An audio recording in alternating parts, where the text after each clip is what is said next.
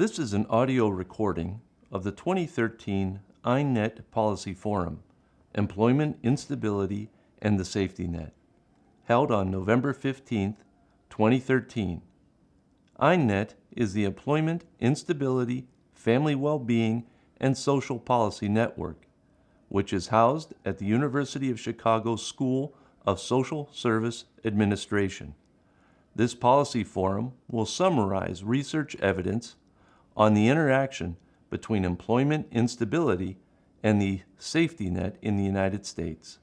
The second panel, What Important Questions Remain Unanswered About Employment Instability and Safety Net Program Participation, features Greg Axe from the Urban Institute, Wendy Pollack from the Sargent Shriver National Center on Poverty Law, Chenoa Flippen from the University of Pennsylvania. The panel moderator is Amy Reinell from the Heartland Alliance. It's my pleasure to introduce the moderator for our second panel, Amy Reinell. Amy is another graduate of the SSA Master's Degree Program. We have quite a few of them here today. And she is currently at the Heartland Alliance, overseeing the Social Impact Research Center's consulting and research activities. She specializes in the field of strategic planning and long-term systemic change. And let me welcome Amy up to the podium.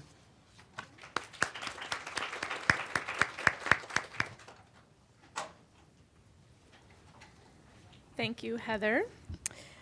I was reflecting already after the first panel. I think we probably all are overstimulated already. But I was reflecting actually on the title of the event and thinking perhaps we should have named it the Forum on Employment Instability and Instability of Our Safety Net. I think LaDonna's presentation sort of laid out the two trends happening in parallel are not good. But the other thing I was reflecting on is that we are entering the 50th year of the war on poverty and thinking that a lot of the narratives we're hearing are about a war on workers and a war on people in poverty. And I think today is bringing together those two issues in a new way. So thank you for having it and having it now. I think there's a lot to say and a lot to discuss. And so the second panel is really taking the first discussion to the next level. Our task is to address what important questions remain unanswered about employment, instability, and safety net participation. I think, again, we're just going to skim the cream off the top. There's a lot of digging that can continue to be done. So our esteemed panelists here, I'll read in order of how they're going to present. So Greg Ache with the Urban Institute is going to present on towards a better understanding of employment instability and the safety net.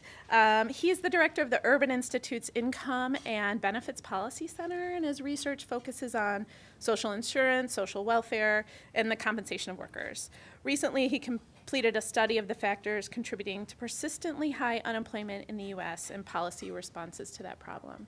And also very interesting within this context, I think, is a prior job where he served as the unit chief for the labor and income security in the Congressional Budget Office. So you may have some wisdom about federal government, among other things. After Greg will be Wendy Pollack, who's one of a very dear and important colleague here in Chicago, who's at the Sargent Shriver National Center on Poverty Law. Her presentation is entitled "Food Stamps Are Good, TANF is Bad, Bad, Bad," and I can hear her. Saying that. She's the founder and director of the Women's Law and Policy Project at the Shriver Center. She's worked extensively on public benefits and work supports, workforce and economic development, education, family law, violence against women, and many other things that impact low-income people at the local, state, and federal level. So she's a wealth of information and lots of information from practice as well as advocacy. And last but not least is Chenoa Flippen from the University of Pennsylvania, but also, importantly, a former University of Chicago. She is currently an assistant professor at the University of Pennsylvania's Department of Sociology and Population Research Center. Her research addresses the connection between racial and ethnic inequality and contextual forces at the neighborhood, metropolitan, and national level. So we're going to have really unique perspectives again on a different swath of this issue. So I'm going to turn it over to Greg and stimulate us away.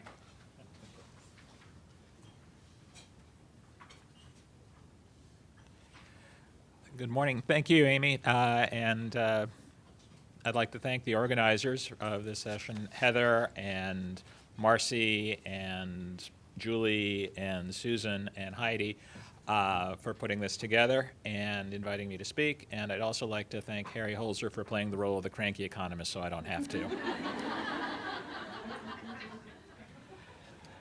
So how we think about the safety net and employment instability really is a function of how we think about employment instability. So you can think of employment instability existing on a continuum where at sort of the top of the staircase, you've got good, stable employment, and we want the safety net to protect people from falling down the stairs.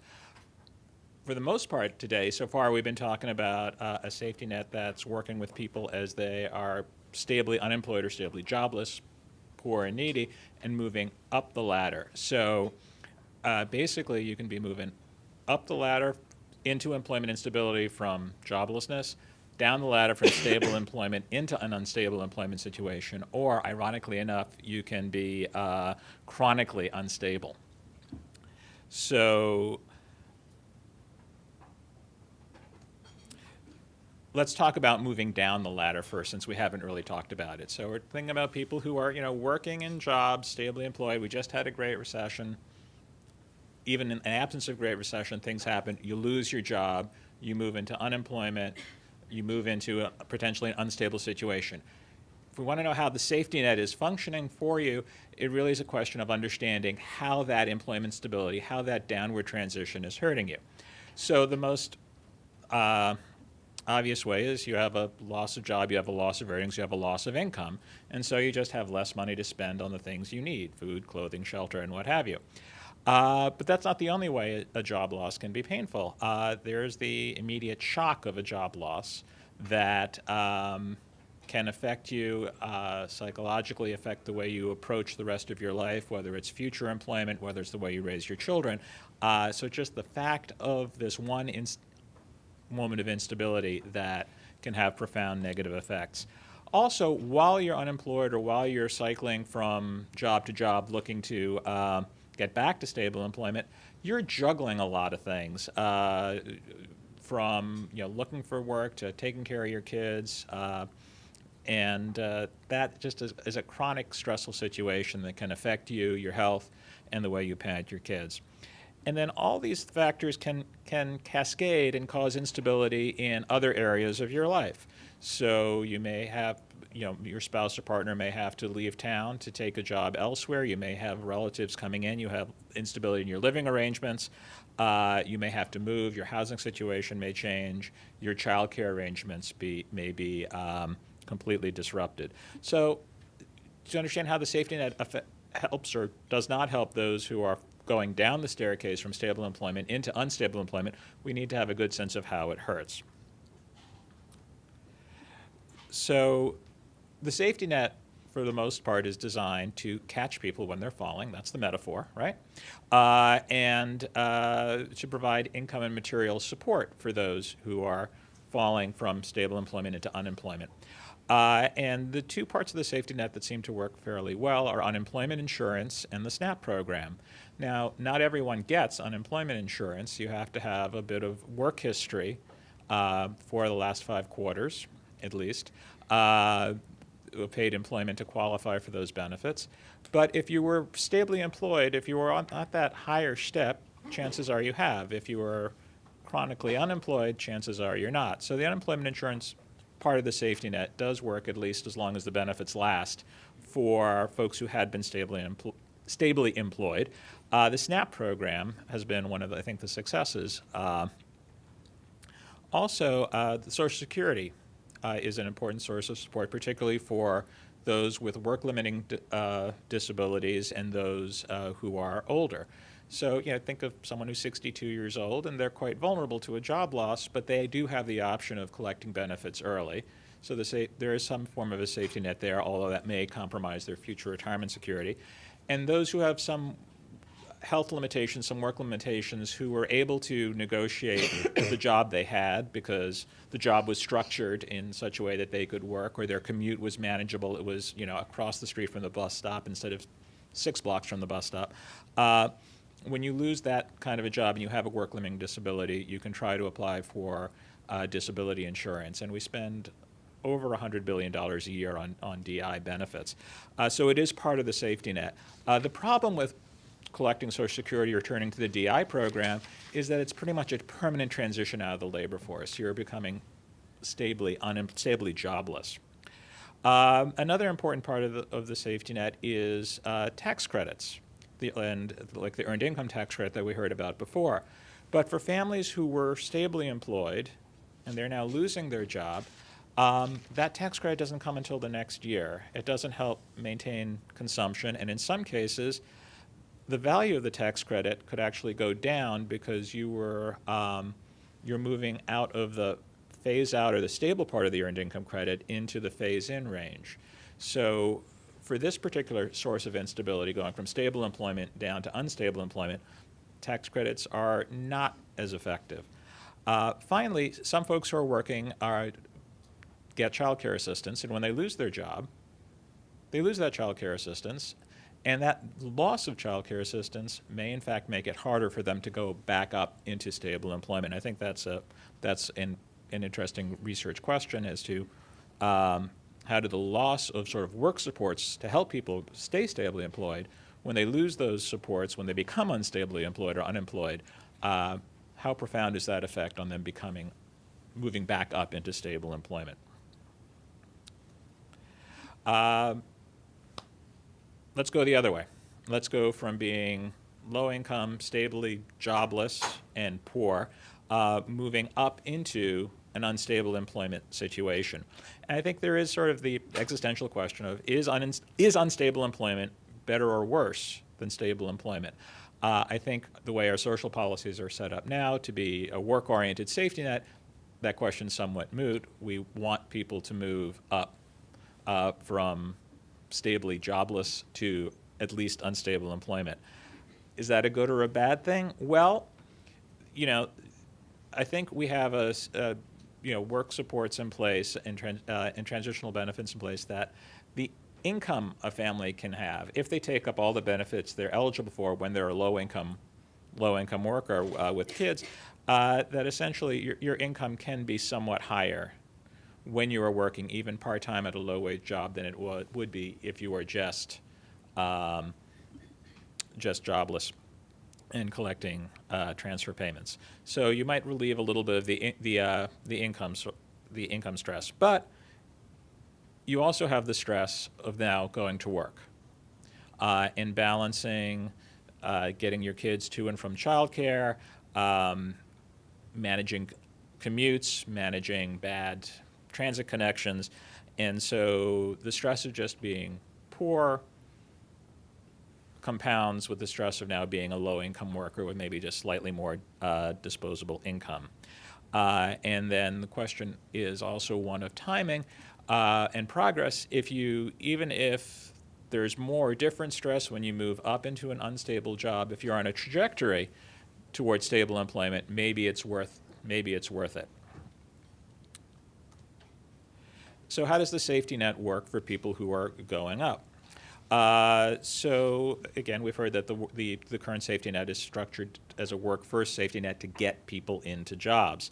And so in the TANF program, there are work requirements. The EIT programs like the EITC really encourage folks to start working and working more hours at low-wage jobs because those credits go up as you earn more and move up from $8,000 to $15,000 a year and on out. And then there are work supports like the child care program. So the safety net has a series of carrots and sticks, and I'm not sure why the graphic has the carrot on a stick, but it's a creative research assistant, not from Chicago, but from Michigan. But essentially, the safety net is geared to mission is almost to get folks to enter into unstable employment situations. But now we're talking about this upward trajectory where you want to go from this unstable low-wage employment to maybe more stable higher-wage employment. But then you run smack dab into the phase-out of these benefits. that as you get above $15,000 a year with earned income tax credit, you start losing 20 cents on the dollar of the tax credit. As you, food stamps are phasing out all through the range. And then I'm going to focus right now on childcare, which varies considerably from state to state and actually creates big cliffs that earning $1 more can cost you a lot of money. And these high tax rates, these benefit phase-outs, and these cliffs may actually thwart that transition from sort of unstable low-wage jobs to more stable, better jobs. So let's just talk about childcare a little bit. 2 states, and here's where I really just worry or appreciate, I'm not sure what both, for Donna, who looks at policies in 50 states plus the District of Columbia, maybe Guam and Puerto Rico too, I don't know. But just 2 different examples of California and New Hampshire. So in California's pretty generous. So if you look at it, your copay, if you're getting childcare and you have 2 kids, is negligible until you're making close to $2,000 a month, $24,000 a year. That's really helpful. And then it phases up very gradually to encourage you to keep working. But then all of a sudden you get to around $40,000 a year and boom, you hit a cliff. And so if your copay goes from under $400 to over $1,400 a month, if you stay with center-based childcare, that's the high blue, and I hope no one's colorblind, blue line at the top. If you go to substitute care, less expensive center care, or family care, you can mitigate that. But you're running into a wall when you do that. You're in an extra $1 and you lose $1,000 a month. New Hampshire, you can see at the end there, the cliff isn't nearly as big, yet there still is a cliff.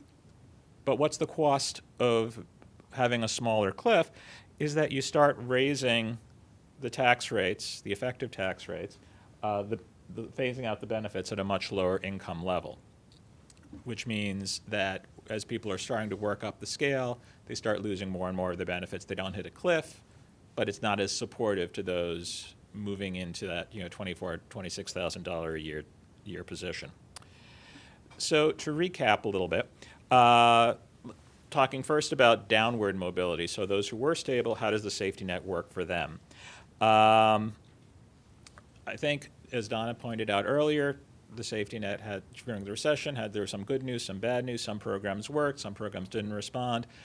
To the extent that the problem for the downwardly mobile is an income loss, the safety net's geared to protect against that income loss. And the job it does, I think the technical description's probably meh. It's okay. It's not awful. It could be better. To the extent that the problems with a major dislocation are related to the fact of that dislocation and the stress it induces, then maybe we need to think about modifying the employment-based safety net a little bit to reduce the probability of joblessness. For example, in the unemployment insurance system, rather than only pay benefits when you lay off a worker, move to something like short-time compensation, which is much more common in Europe than it is here, where you reduce the hours of a large swath of your workforce, and UI benefits make up for part of the wage loss, but people don't become detached from work as a result. If the problem of job loss and instability is one of that sort of stress, maybe that's a way to address it. If it's just income, then we have income supports. Also, to the extent that those who are stably working were receiving work supports like childcare, and then they lose that, it would be really important to know how much a problem that poses for the attempt to move back up the scale for reemployment.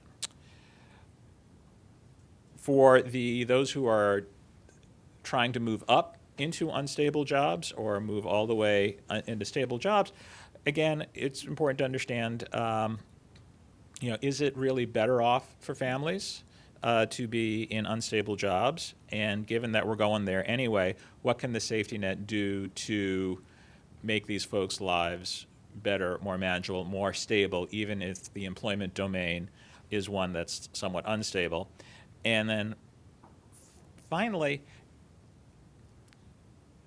to the extent that what we do to make an $8 an hour job look like a $12 an hour job, which we effectively do with the earned income tax credit, with food stamps, with other work supports. As we claw back those benefits, as people's earnings go up, these people face very high tax rates, effective tax rates in the sense that their disposable income doesn't rises much more slowly than earnings. Does this structure of the policy really inhibit that next step movement from unstable jobs into more stable jobs? And so the question is, how important are these tax rates for this population? Or should we really even worry about it? Because given everything that happened to these people's lives ahead of it, from being potentially raised in poverty to having significant barriers, that just getting them into a low-wage job with supports is probably the best we can do, and they're never really realistically going to be up into $12, $15 an hour jobs. So I think these are important questions to consider, and I think I'm at time, so thank you.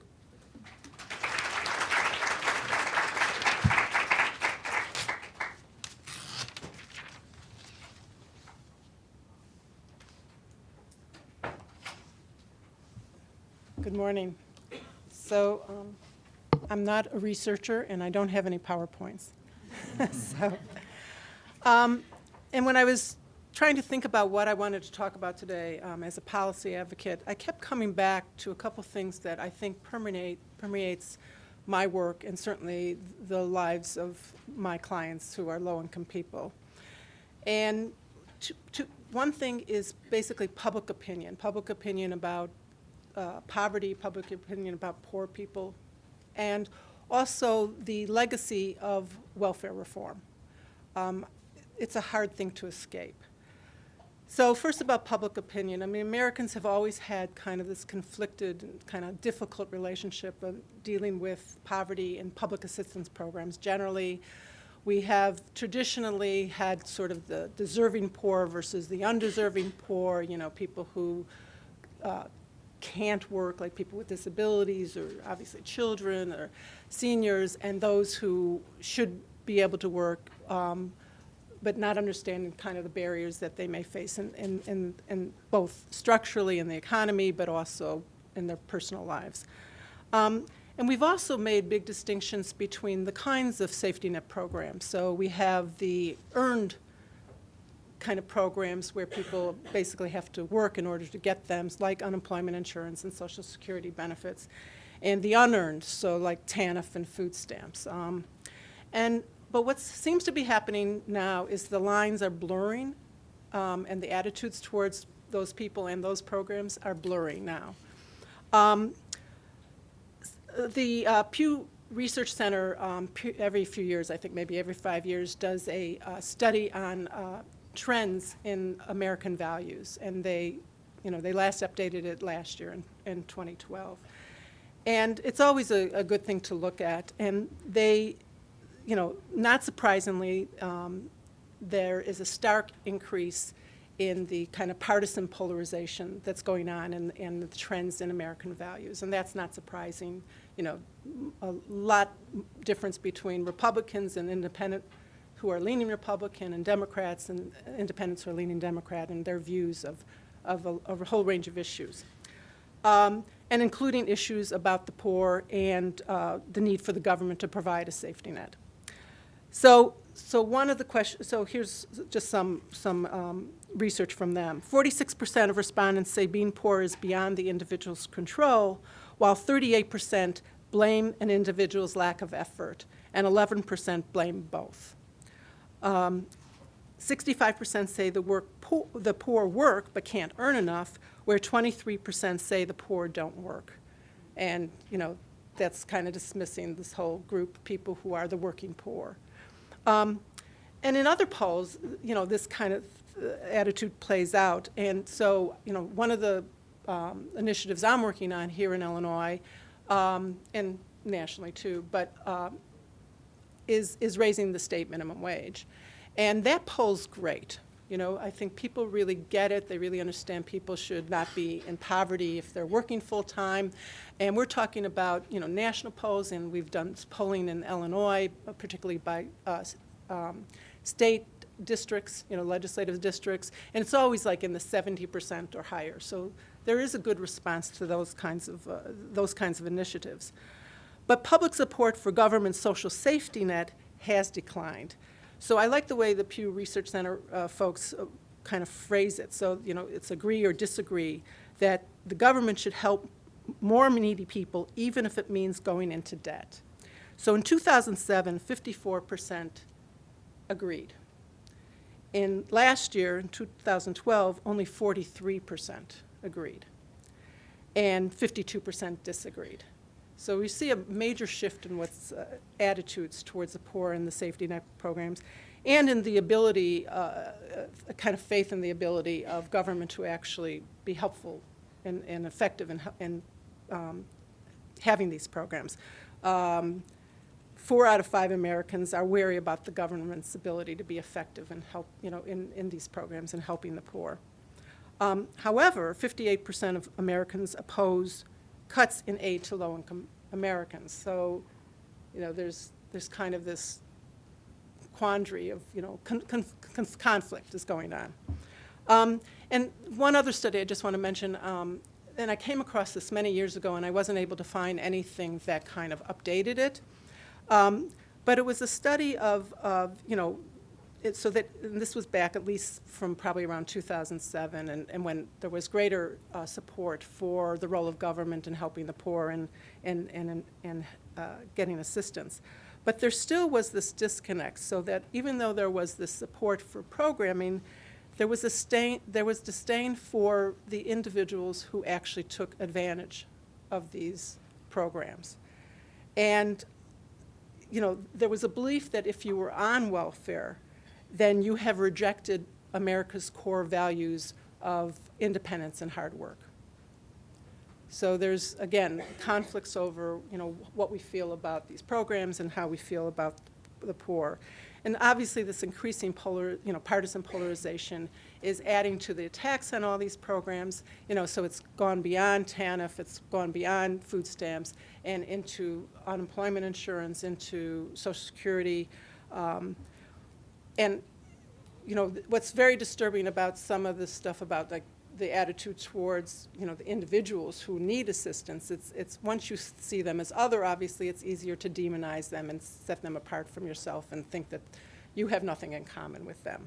And so in many ways, what's happening with the blurred lines of these programs, I've seen attacks, similar attacks that you would see, say, on TANF recipients that have been going on for decades, as we know, on unemployment insurance recipients, right? That they're the malingerers, that they're basically the new welfare recipients. And so they're now in a different category than what they had been before. But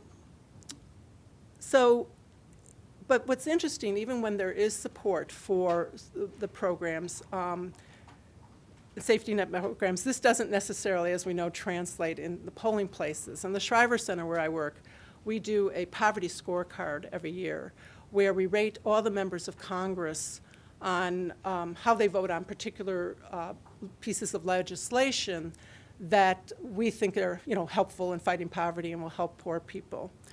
And these reports consistently show that the states where have the highest proportion of poverty levels, their members of Congress also have the lowest scores in voting for, in favor of these bills that would actually help their populations. And the second thing I want to address is, again, this legacy of welfare reform. I think what happened to TANF permeates the discussion on all these issues, and also obviously has influenced public support. So, TANF was a lot, first of all, a lot about just bad policy, right?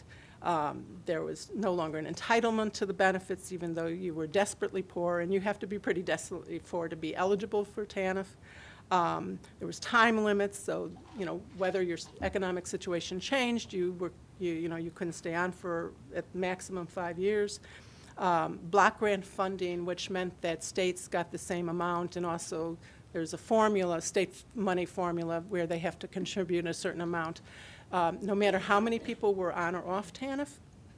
And then, of course, the incredible incentives for caseload reduction. And, but one of the hallmarks of the law that was supposed to, be the opportunity was the flexibility that it allowed individual states. And what happened, I mean, that was one of the huge selling points. And this could have been an amazing opportunity.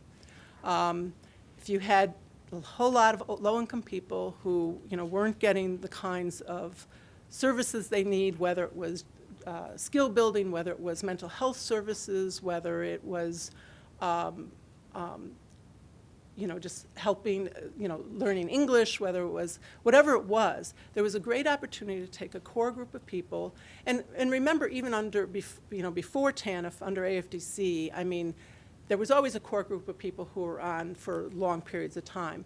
But most their stays on TANF were in between jobs. I mean, it was really kind of a unemployment benefits for very low-income moms, so much. And if they had just disconnected, the ability to get cash assistance from Medicaid, we would have solved a lot of the problems, from the get-go instead of coming down with all these pretty harsh policies. But most states didn't take this opportunity, to really build a good program. They didn't take advantage of the flexibility they had. So, and while there's individual states that did individual programs, there's basically the word out was caseload reduction, and that was the mantra. And and on top of that, I think there was, a lot of bad management with a lot of bad vision. And again, caseload reduction was the only thing. I mean, that was from governors, that was from the highest levels of the welfare administrators themselves. I know in Illinois, the person who was the director of our our welfare agency, his mantra, and he said it over and over again, is welfare is not good enough for any child. But he never offered an alternative, and he never provided an alternative. So just kicking people off became what happened.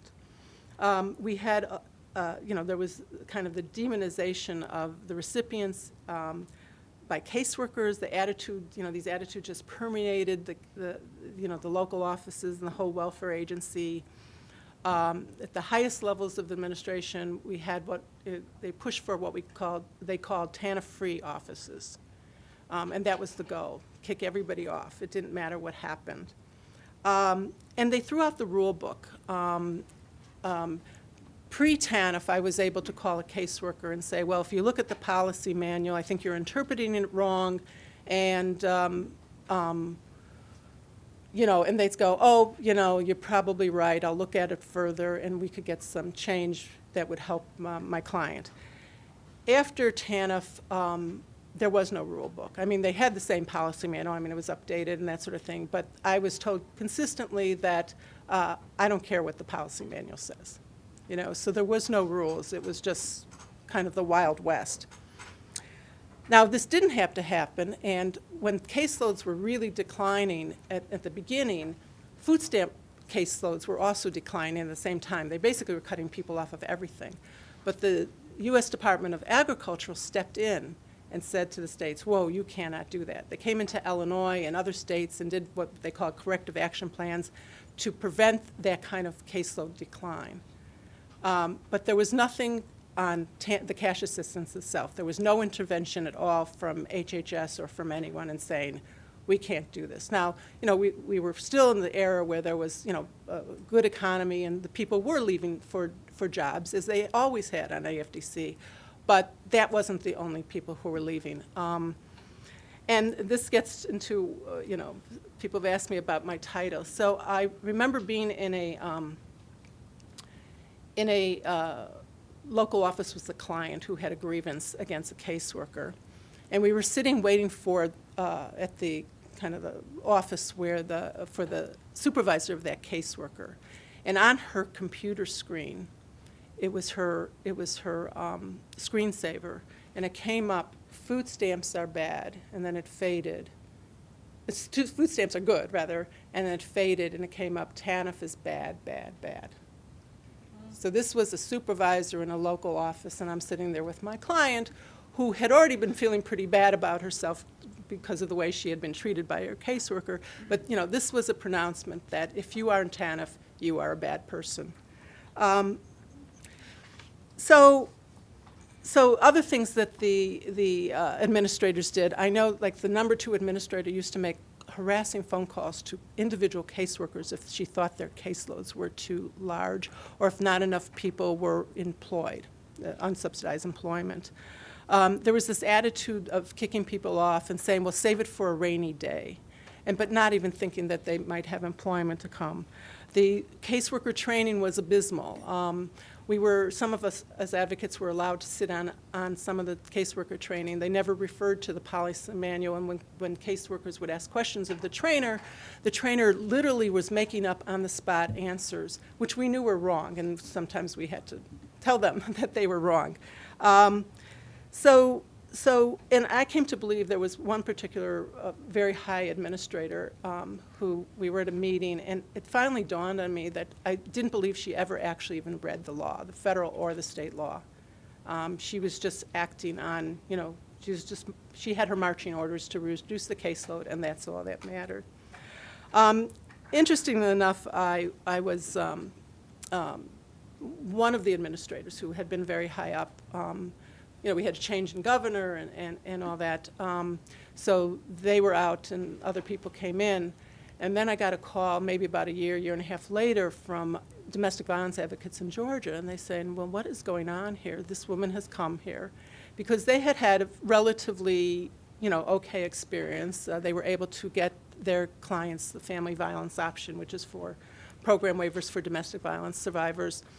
And they were just starting to kick people off. So the same administrator had been hired for that same purpose. She had been so successful in keeping people off in Illinois that she had been hired by the new governor to do the same thing in Georgia. And before this, I Googled her, and because I wasn't sure if she was still there or not, and she had resigned in 2011. And I watched a short video of her. She was being interviewed by a local TV station in Georgia, and they were asking her what she thought she accomplished, and one of her big accomplishments in the 6.5 years that she had been there is that she reduced the number of adults on TANF from 29,000 to 3,000.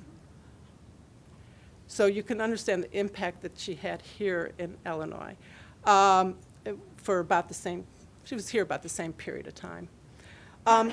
But the one thing I would say, in terms of the impact, so that even though, the affirmatively bad management has been gone a long time from Illinois, we are still fighting those battles, And even though we have actually since basically 2009, affirmatively good management, they are still struggling with fighting those battles. So we still are seeing the same problems with a lot of caseworkers. We're still seeing, we've actually in Illinois are one of the states where we've seen a significant increase in caseload, but that's after, over a 70% decrease in the caseload before that happened.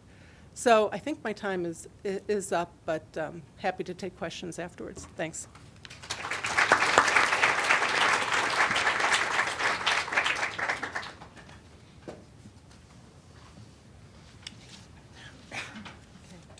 Oh, great. Works magically. Okay, so we're going to shift gears a little bit and talk particularly about Latino immigrants and employment instability. So far, everything that we've been talking about this morning, the decline in conditions in the low-wage labor market, the erosion of the social safety net, if anything, those things have happened even more strongly among low-scale immigrants, and so that's what I'm going to be focusing on today. So everyone else who has spoken before me has done a great job of talking about this erosion of conditions in the low-wage labor market, but it's worth emphasizing that this same period that we've seen this erosion of the low-wage labor market has also been a period of increasing immigration into the United States and other more developed countries. And as you look at this deterioration in the low-wage labor market, it's gone along with not only these rising number of immigrants, but also a deterioration of work conditions for immigrant labor in general, right? So, for example, in the United States, the Latino immigrant population more than doubled between 1990 and 2010. now close to 21 million Latino immigrants in the U.S. And again, not only have their numbers increased overall, but both the absolute and relative number of undocumented has also increased dramatically during this time period. And not only has the number and share of undocumented increased, but the consequences of being undocumented have also grown much more severe over time. So beginning with IRCA, Immigration Reform and Control Act in 1986, we instituted employer sanctions for employers for hiring undocumented workers. Those sanctions have gradually been increased and enforced more and more over time. In '96, we had the wonderfully titled Illegal Immigration Reform and Immigrant Responsibility Act that cut off a number of social safety provisions, not only for undocumented workers, but for legal immigrant workers as well. So we've just had this progressive tightening of access to the safety net and access to the labor market for both documented and legal immigrant workers. We've seen this really reverberate throughout the low-wage labor market, a dramatic increase in things like subcontracting and other non-standard work arrangements in segments of the economy that rely a lot on immigrant labor. And so in general, increasingly when we talk about the low-wage labor market and when we talk about low-skill immigrants, we're increasingly talking about one and the same thing, right? So as the practice of allocating workers to the very worst jobs by race and sex has declined, things like nativity and citizenship have really risen in importance. So for example, this shift to subcontracting has affected everyone in these immigrant-intensive industries. So not only were the undocumented affected, but legal immigrants were affected as well. And obviously, work conditions for the undocumented are particularly unfavorable, right? They face an increasingly exploitative labor market. So again, if you're interested in the low-wage labor market, you're sort of by definition interested in immigrants in the low-wage labor market. As recently as 1980, only about 12% of low-skill workers were foreign-born. Today, that number is over a third, and the undocumented alone represent nearly a quarter of all low-wage workers in the United States. So if you want to understand how low-wage Latinos or low-skill Latino immigrants are doing in the labor market in the U.S., there's one tiny, tiny sliver of good news, and then all the rest is bad news. So so again, they face a number of really unique challenges in the labor market that really set them apart from even other highly disadvantaged segments of the U.S. population. So the one tiny sliver of good news is that they have relatively high rates of labor force participation. So some of the themes that we've been talking about, persistent long-term unemployment, at least among men, is not something that you see in the Latino immigrant population. But again, everything else is pretty bad, right? So wages are far lower among Latino immigrants than among other groups, even when you control for the fact that they have lower levels of education and work experience in the U.S. and those kinds of things. When you look at why they have lower wages, there's evidence that the return on their human capital is lower than for other low-wage labor market workers.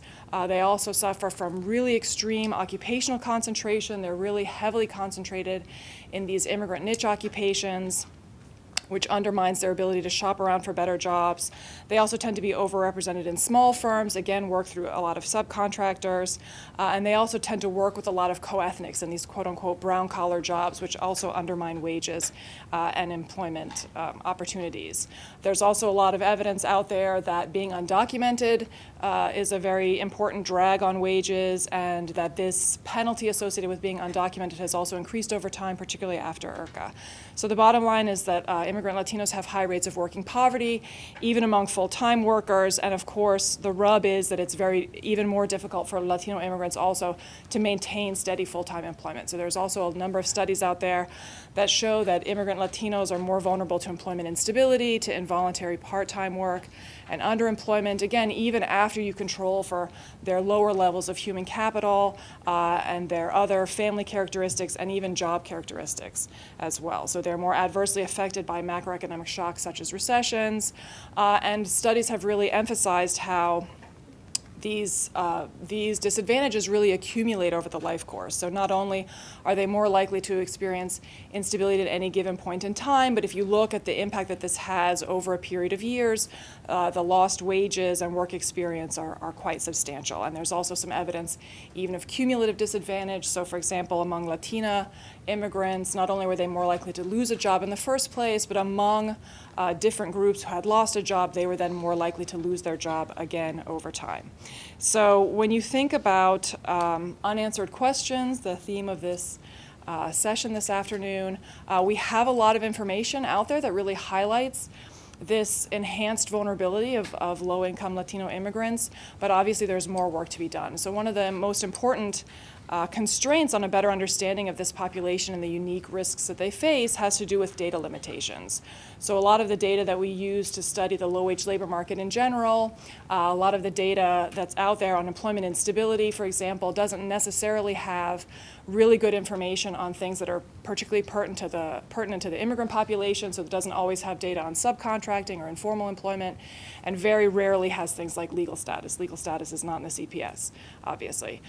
So what we need is better data on the topic, and also we need more work that really connects the dots between all of these different sources of disadvantage for Latino immigrants. So we know, for example, that their low human capital ends up pushing them into disadvantageous jobs, right, into subcontracting, small firms, and so on, and that enhances employment security.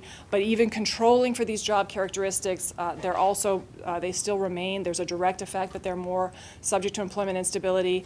Our understanding of the effect of legal status is much, much more limited. Is it that legal status pushes them into bad jobs, and that's why they have more instability, or is there also a direct effect of legal status on instability? We don't really know very well. Also, we need a lot more work that looks at gender and how all of these different risk factors interact or vary between men and women. So for too long, our image, particularly of Mexican migrants to the United States, has been of men migrating to support their families back home, or maybe bringing their wives after they were more established. We are gaining a much greater appreciation for the importance of women's migration, that many women migrate outside of marriage, either single or after divorce. And also, even within married couples, as men's wages have stagnated, women's earnings are an increasingly important share of family income. So we really need to understand better how the impact of legal status on employment security varies between men and women, and why, especially since they work in such different jobs. So to give you a sense for some of these issues and what some of these numbers look like on the ground, I'm going to present some data from surveys that I collected among immigrant Latinos in Durham, North Carolina, one of the new destinations where immigrants are settling in the U.S. So I don't have a lot of time to talk about the larger project, but we did targeted random samples throughout the Durham metropolitan area in apartment complexes where Latinos settled. So about 1,000 men, 1,000 women interviewed, and it's very important to point out that these are all pre-recession data surveys. So this is all during a very boom time in North Carolina at the time. So this is basically what I would call your best case scenario. So keep that in mind when you're looking at these numbers.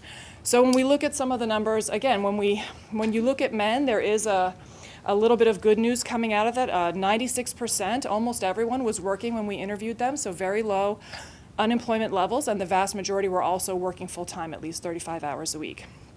Hourly wages, again, these data are maybe roughly 10 years old, so the wages are a little higher today. Above minimum wage, not as high as we would like them to be, but not extremely low wages for men. For women, the story is a lot different. We see only 60% or less than 60% working at the time of interview, and a much larger segment not working full time. A number of women, something like 10%, were not even working 20 hours a week among women in the sample, and wages were a lot lower among women as well. But again, when we look at these broad, just who's working and how much are they making, it's really a very poor indicator of how well they're doing, right? Because so many of them are subject to employment instability. So for example, even among working women, 50% had experienced some period during the previous year without work. And for men, that number was even higher, right? So almost 62%. So again, everyone works, but the majority of the population is also exposed to this instability over time. And when you look at how much time they spent during the previous year without work, the numbers are quite substantial, right? So almost 4 weeks out of work during the previous year for men, and almost 9 weeks without work over the previous year for women. For women, and for men, but particularly the latter, also the main reason that people are without work over the previous year has to do with slack demand, right? So some of the women, about a third of the women reported family concerns that they were out of the labor market, but still 54% said that it was something related to slack demand. Men, you had some injuries and some illness that could also be related to employment, but 86% clearly identified slack demand as a reason to be without work. And when you think about why you have so much employment instability among these immigrants, a big part of the answer, particularly for men, has to do, again, with this extreme occupational niching, this extreme concentration in a handful of occupations and industries. So a staggering 68% of the men, immigrant Latino men in Durham, are working in construction. Another 7% are working in yard work, obviously two highly seasonal occupations, and a lot of the instability comes from those kinds of things. Women are also very concentrated in a handful of things like food preparation, cleaning, factory work, less seasonal, but still very high levels of niching. So both men and women, very few of them work outside of these core occupations. When you look at non-standard work arrangements, another thing that we've heard a lot about today, you also see significant source for concern, right? So 27% of men, 9% of women worked for a subcontractor, another 18% of men and 13% of women paid informally, paid in cash, and a lot of people working in small firms as well, where we also know that instability is very high. So 45% of men, 55% of women. And working in predominantly Hispanic work sites, predominantly with co-ethnics, also very high, more than 3/4 for men and something like 41% for women. I didn't put the numbers up here, but it's also worth mentioning that in Durham, roughly 90% of the men and women in the sample are also undocumented, right, which is another serious concern for wages and for instability.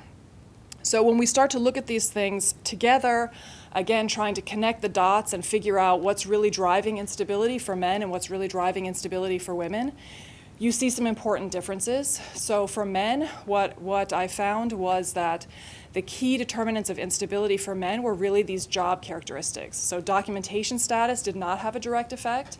Basically, everyone in Durham, sooner or later, gets sucked into the construction orbit, right? And what's really driving instability for men in Durham is not whether or not they have papers, but whether or not they're working in a construction firm, in a subcontracting firm, or small firms with other co-ethnics. That those disadvantaged job characteristics tended to go together very heavily, and that it was really these job characteristics that were associated with instability and not documentation per se, and clearly not human capital either. So human capital was not protecting men. If you spoke English better or had been in Durham longer, that did not protect you from the seasonality of construction, for example.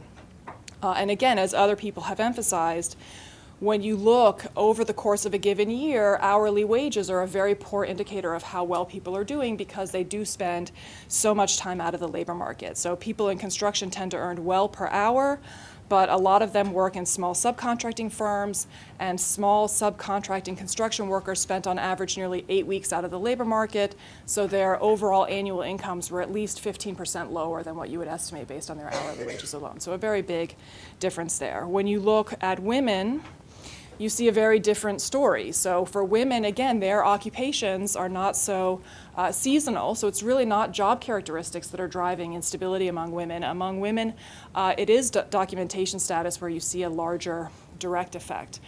So it's also important to point out that when you look at the effect of documentation status, it's not that undocumented women spend more time out of the labor market due to family reasons. They spend more time out of the labor market due to slack demand, right? So it's really driving their ability to maintain, to find employment and maintain employment. There are also some interesting interactions between marital status and documentation status. So it's married women who are particularly sensitive to being undocumented. And again, as was the case for men, human capital is really not what's driving employment instability among women. So longer time in Durham, better English don't help them.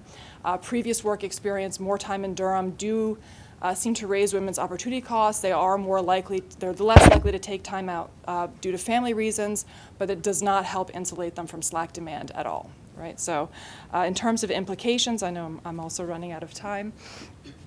So to all of you who are very interested in the low-wage labor market and to the position, what we can do to improve the lives of low-wage workers, I would say that you need to also pay attention to immigration reform, right? So immigration reform seems to constantly be on and off the agenda, cycles in and out of our view, but things like E-Verify and Secure Communities programs that basically aim to make things more difficult for the undocumented, affect not only the undocumented but large segments of the low-wage labor market. When you think about evaluating guest worker programs and whether or not we're going to achieve a path to legal status for the undocumented, again, these things don't only affect this narrow group of workers, they affect the entire segment of the economy that relies on them. So again, if you're interested in the low-wage labor market, then immigration has to be something that's on your agenda as well. Thank you.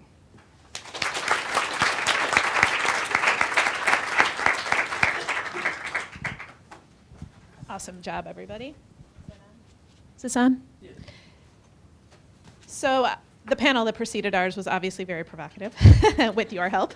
So we have a tall order and 15 minutes within which to do it. So I'll turn it over to you guys, but I'll just put forth, I think, some high-level themes from the panelists. I think Greg challenged us to wonder, is it better off for families to be in unstable jobs?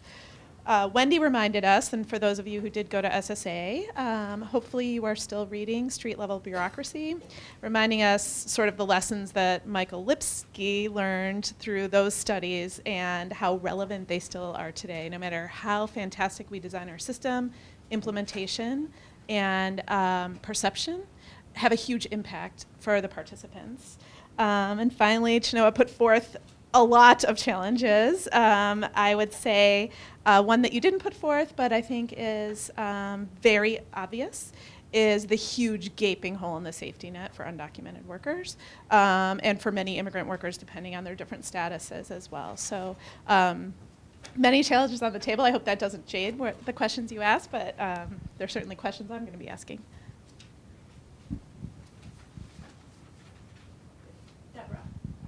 Speak loudly or clearly into the microphone because this is being recorded. Okay. I'm Deborah Schlick. I'm from Minnesota. So Dr. Flippen, on your conclusion that citizenship and documentation status didn't affect the stability of employment, but didn't it affect the ability to collect unemployment insurance benefits to mitigate the instability of the unemployment?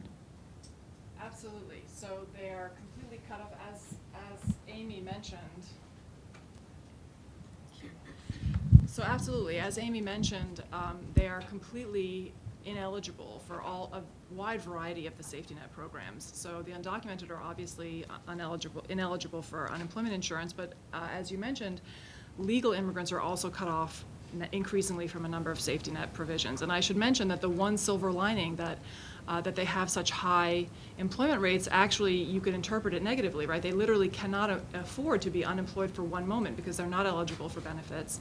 And what we've seen after the recession is that there was an initial period where they were more negatively affected, but in many ways they went back to work quicker, partly because people who couldn't find work may have left, but also because they were forced to take, so the impact on wages was actually bigger. So the idea is that they are forced to take ever worse jobs because they have no safety net available to them. So that's absolutely a very good point. They're ineligible for these benefits, and the impact goes well beyond just employment levels and how they make ends meet during that time. And then what that does to the labor market, in an experience-rated unemployment insurance system, an employer has an incentive to hire the uncovered person. So it seems to me it has huge ripple impacts throughout the construction industry. Absolutely. Hi, I'm Scott. Sorry. Hi, I'm Scott Al. Yeah, oops, sorry. I'm Scott Al. I don't, anyway. I'm Scott Al at University of Chicago, and this is just what a great morning, and I'm just really learning a lot. I would love to hear more about how the Durham families you spoke to coped with the instability that they encountered. You talked about the public safety net not being there, but I'd love to hear how they coped and the coping strategies that those families used that you saw. And Greg, I'd love to hear you tell us a little bit about the data sets or the data sources that seem most promising to think about the issues before us and where we might look and where we might kind of focus our attention. I don't know if you're able to do that, but I was sitting here thinking about, we have a lot of unanswered questions. Where might we start looking to answer some of them? Okay, so in terms of coping strategies, they're quite varied. There's a lot of doubling up. These are very large households. You see a lot of certainly unaccompanied men living together in very large numbers, so you'll have a 2 or 3 bedroom apartment with 8 or 9 or 10 people living in it. That's one way of dealing with instability, is if your income dries up, you rely temporarily on others. But basically, this is a population who very much lives on the edge. One person referred to it to me as living on rations. You're just barely making it 1 week and 1 month to the next, and there's a lot of predatory lending that goes on. A lot of people get behind in their bills and lose their car, and there's just a lot of vulnerability there. So some people cope by doubling up. Sometimes doubling up even is not enough, and you're exploited in various ways. So there's a lot of marginality there.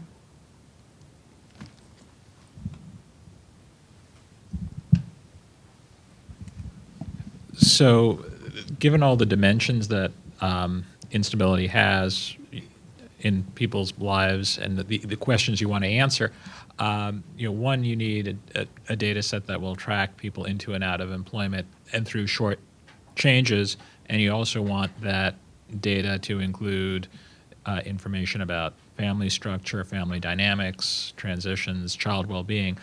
And so, you're writing a grant application now or authorizing federal legislation. I think probably the existing most useful data set for this type of work is the Survey of Income and Program Participation.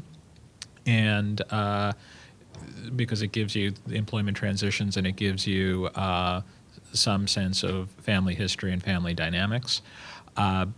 Beyond that, I think looking longer term at employment within that cohort, there's some matched data from the SIP that's matched to employment earnings records or security records that can give you a longer window on the, whether a period of unemployment or instability is a scar or a blemish sort of thing. Beyond that, there are the traditional longitudinal data sets that you don't get the same quality of month to month or wave to wave transitions. I think it's also very useful to do smaller scale, specific type studies like folks who are putting on this conference have done, looking at workers in specific industries and their challenges. Hi, I'm Ellen Frank Miller, also from the University of Chicago. This has been wonderful. My question is also for Greg. So you talked about the impact on getting reemployed of people losing their work supports. And I wondered sort of what's going on in the atmosphere in terms of policy and legislation that are people thinking about ways to extend those kinds of work supports when people do become unemployed so that they can more easily become reemployed.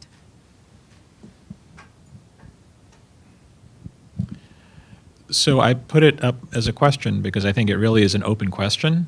And in terms of are people thinking about this as an issue, it depends on which people. I don't hear much in the policy legislative communities putting this as topic 1 right now. At the federal level, the ACA is drowning out everything at the moment. That will change because we're going to then start cutting food stamps next. So I think to the extent that people are talking about it, I think it's the research community and near research advocacy community where it's an issue, and I don't know what the answer is.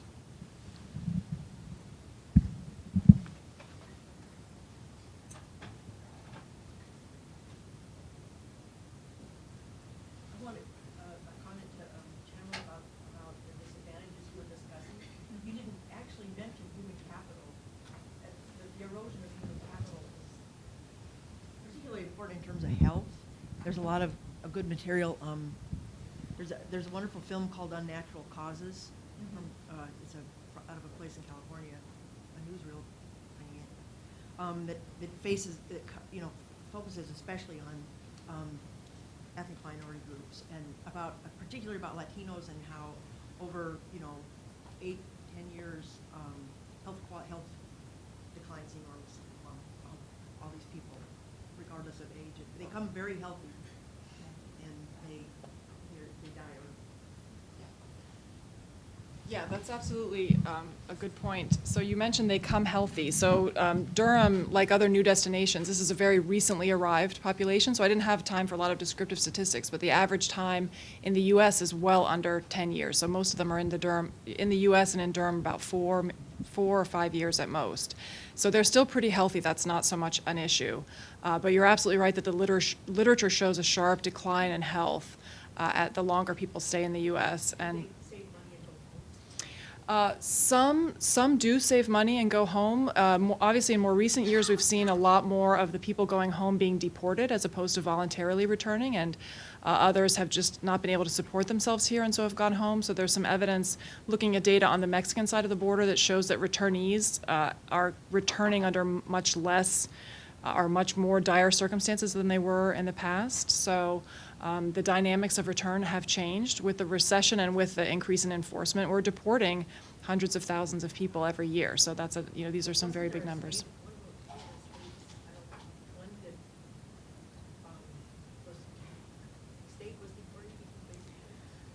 Yeah, so there are the states also have increasingly entered into immigration policy. You have states as diverse as Arizona and Alabama getting into the immigration fray and putting the police, things like secure communities, and before that the 287G program, getting the police involved in immigration enforcement has had a really negative impact on the lives of immigrants, absolutely. And these things also, they're not designed as specifically workplace measures, but they have large impacts on the labor market. People are just much more fearful. The environment is more ripe for exploitation. So you're absolutely right. One other thing about health and insurance, it's also worth pointing out that they're also not covered under many of the workplace accident type of protections, and their employers often don't do anything when they get injured because they know they're undocumented and they don't need to. So there are lots of stories of basically people cutting themselves or hurting themselves on the job and just being dropped at the emergency room with a warning not to come back to work or to bother them with any bills. So that's something that you see a lot as well. So this is sort of piggyback on the question that I was asked that I didn't think I could answer very well about what messages work. So I wonder if women, and maybe Amy too, I mean, you were successful this year in getting the asset limits removed in Illinois, and you faced a time limit sort of bill that was killed. So just sort of what worked and what strategies were useful in actually being able to make some positive changes and to fight back against some negative changes. Do you want to go? The people who worked on this are actually in the audience, but I'll just say 2 quick things and they can fill in. It didn't cost a lot of money, which is what really matters in Illinois right now. I think the other thing around our strategy, it was a very behind-the-scenes strategy. It was not we are getting rid of the TANF asset limit. It was very quiet.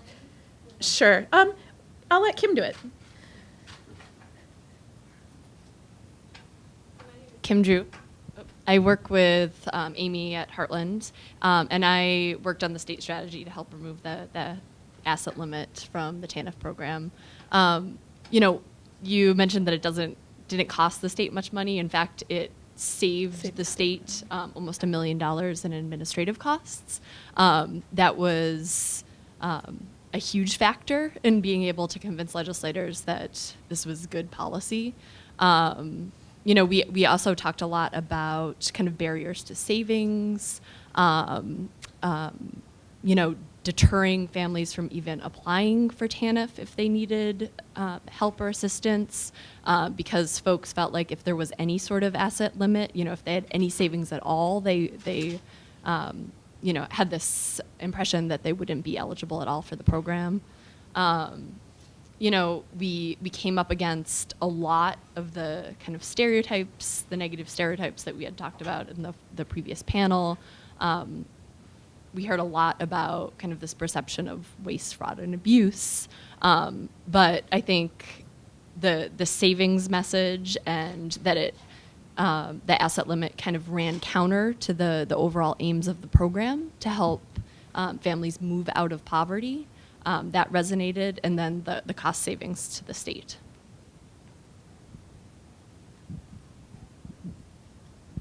Jody Levin-Epstein class, first kudos to Kim and all the other advocates in Illinois.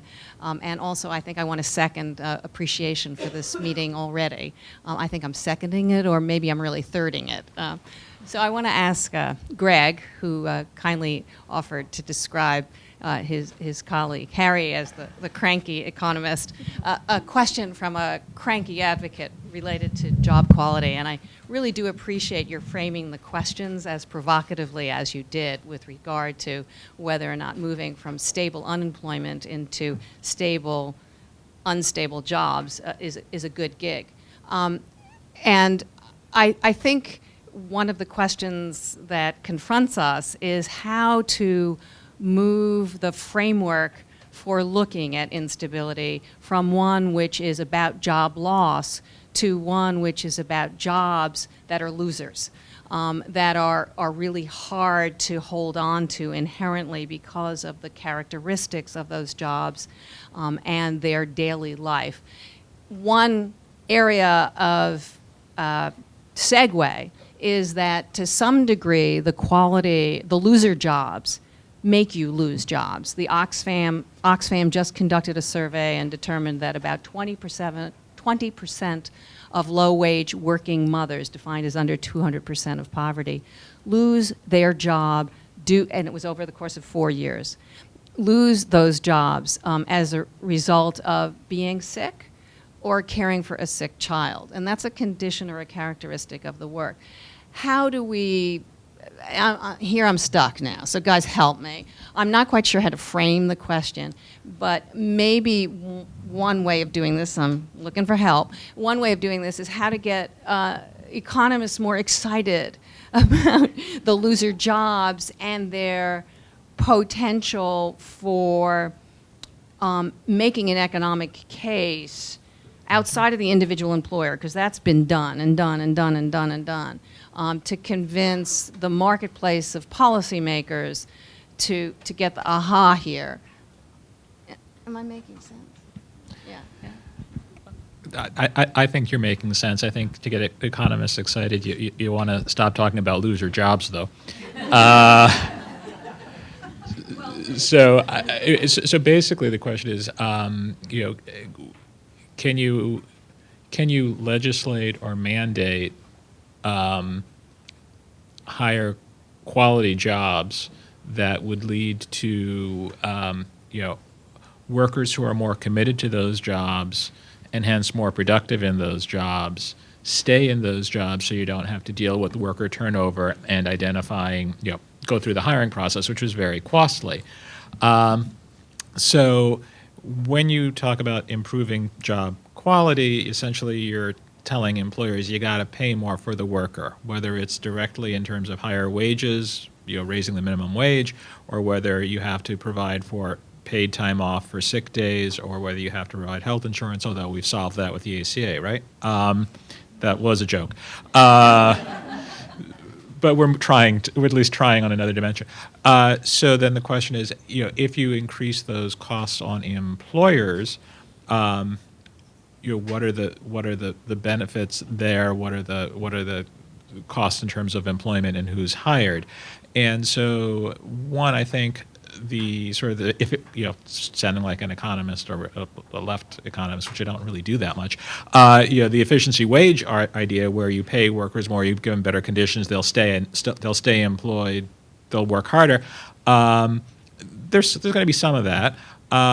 Some of the cost may be a transfer from business owners and stockholders. More goes to the worker, less goes to the, and then there'll also be some disemployment effects or some changes, and it might be worth that slightly higher level of unemployment, and slightly is, I don't know how slight it is, for the benefits that the workers who do benefit from the better jobs get, and that's a trade-off.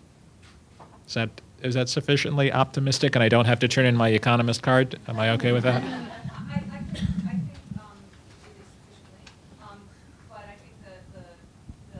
Arena is not necessarily only about instances which are wage or compensation related, so that there's a lot of expertise in this room around issues about scheduling, which are relatively low cost for the employer, and yet have monumental impacts. I shouldn't use monumental in a room like this, because that's like a layperson's word. Have some impacts on workers' daily lives and well-being. And as you pointed out, the stress factor related to unemployment might be a daily experience in a job which doesn't respond to the worker's needs in an ongoing way. So I think that there are some low-cost tools in that toolkit too. So I think we're out of time, but luckily we do have lunch where people can continue the conversation. So we'll turn it back over to Heather to tell us our marching orders. Thank you. Thank you, guys.